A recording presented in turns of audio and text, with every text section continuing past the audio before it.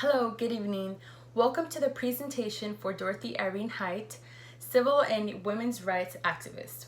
So how this is going to work is I'm going to basically put up this poster which kind of demonstrates a variety of pictures of Dorothy Irene Height's life accomplishments and her barriers she had to go through. So I will be reading this to you. Hopefully you guys don't get lost. Let me set this up very quick.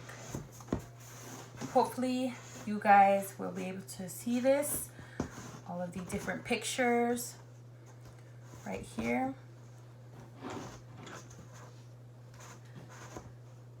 Okay, hopefully this doesn't fall as well. Okay. So, like I said, I will be covering the legendary African-American civil rights activist / women's rights activist Dorothy Irene Height. She was born in Richmond, Virginia on March 24th, 1912, and is actually the oldest of the two children of nurse Fanny Burrow Height and building contractor James Edward Height. Her younger sister and only sister was named Antoinette Aldrich Height, and actually both of parents of Dorothy had widowed before and had children from prior marriages whom all lived together within the same family. When Height was only 5 years old, she moved in with her family to Rankin, Pennsylvania, where there she excelled as a student in racially integrated schools. In Dorothy's high school years, she actually won first place as well as a $1,000 scholarship at a national oratory contest.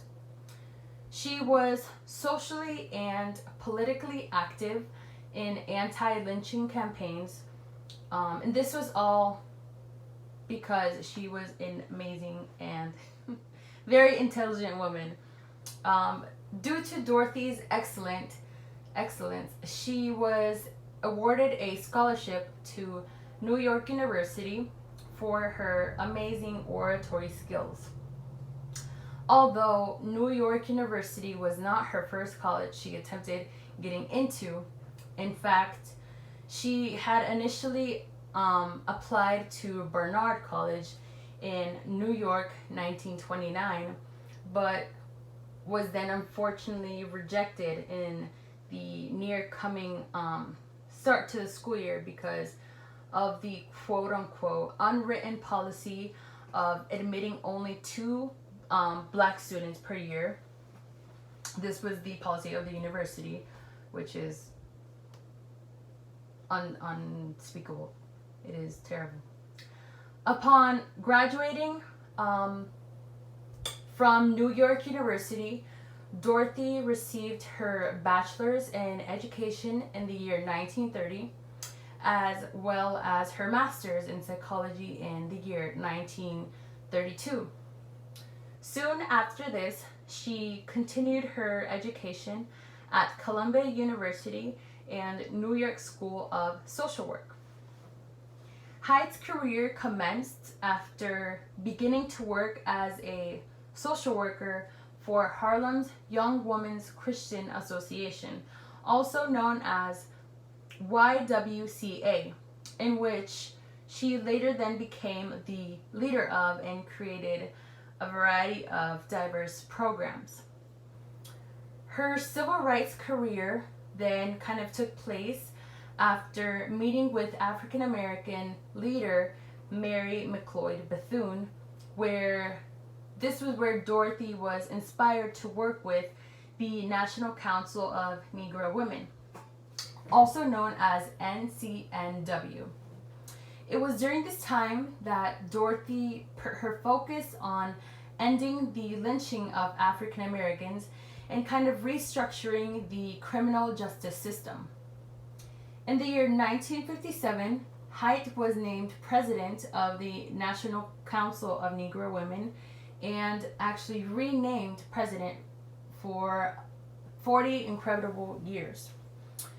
During the peak of the civil rights movement, Height organized an activist group named Wednesdays in Mississippi with the intention to bring together interracial women to allow communication between Black and white Mississippi women and to create an understanding across race, religion, and region.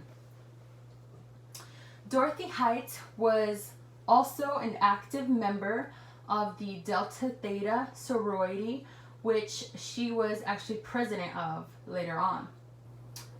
Leaders such as Lyndon B. Johnson, Dwight D. Eisenhower, and Eleanor Roosevelt often sought to her counsel. In 1963, Dorothy, including other civil rights activists, organized what was known as the March on Washington for Jobs and Freedom. This march served the purpose to advocate for civil and economic rights of African Americans. Although she was a part of the march and she collaborated with it, she was unfortunately not able to speak due to gender discrimination, which was going on at the time of the civil rights movement and pretty much is still a thing that goes on today in the workplace. A major highlight of one of Dorothy's accomplishments was the fact that she encouraged President Dwight D. Eisenhower to desegregate schools and President Lyndon B. Johnson to appoint African American women to positions in government. Dorothy retired from YWCA in 1977, but still continued to run for the NCNW for a little more than 2 decades, so for more than 20 years. Within the years of 1960 and 1970, Height served on numerous committees, which included the President's Committee on the Employment of the Handicapped and the Presidential Commission on the Status of Women. In the year 1974, she was named to the National Council for the Protection of Human Subjects of Biomedical and Behavioral Research. Dorothy received an estimated amount of 24 honorary degrees, along with several awards that included Presidential Medal of Freedom, Congressional Gold Medal, Presidential Citizens Medal, and Spingarn Medal given by the NAACP. The first award of which was given by Ronald Reagan in 1989. Towards Dorothy's final years, she continued to demonstrate how strong and how diligent she was by being recognized by numerous leaders, including Bill Clinton and Barack Obama. President Obama often referred to her as the quote-unquote godmother of the civil rights movement and a hero to many Americans. Dorothy was also chairperson of the Executive Committee of Leadership Conference on Civil Rights.